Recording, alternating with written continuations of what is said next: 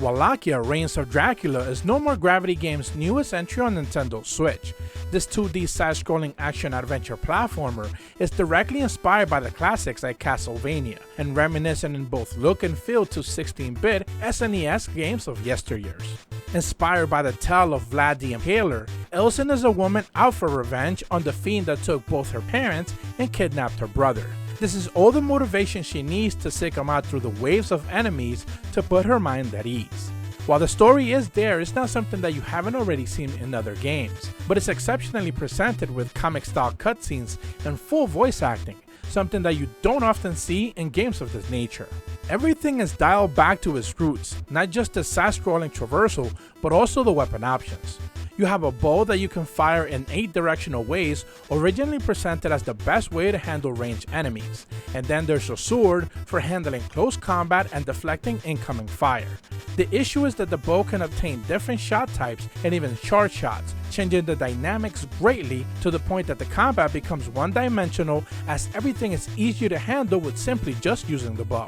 On top of the aforementioned different shot types like multi-shots, scattered, and even piercing shots, you can strengthen each of them by making them do more damage and fly faster via buffs. The trade-off is that any upgrade is lost the second that you take any sort of damage. This encourages the more methodical approach, and when you have a shot that can devastate enemies, you never want to risk it by getting up too close.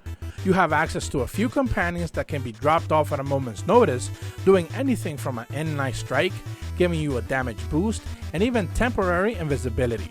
Enemies are relentless, and this plays off to the losing buff mechanics if you take incoming damage.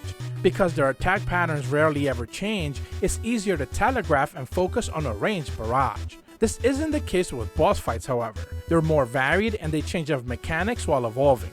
They're easily the highlight of the game, but also come with their very own caveat, that if you lose to the boss, you'll be forced to do a huge chunk of that level again due to the poor checkpoints.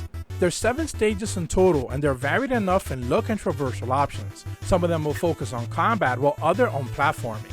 Failing to land on the ledge properly means instant death. There isn't a ton of enemy variety, which is something that often takes me out of games, but once you finish it, you'll be able to unlock a few challenge room scenarios which are worth giving a second look.